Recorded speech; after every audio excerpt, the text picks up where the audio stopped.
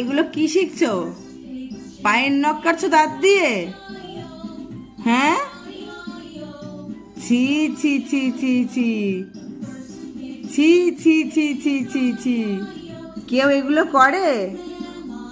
এই এই বাজে ছেলে, পায়ের নখ খাচ্ছো তুমি মুখ দিয়ে, দাঁত দিয়ে?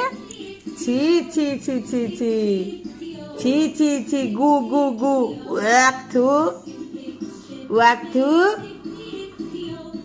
কত রকম ফন্দি যে দিন দিন শিখছে, এখন পায়ের নখ খাচ্ছে দাঁত দিয়ে। কি করে শেখে এগুলো আমি কি জানি, আমি বুঝি না।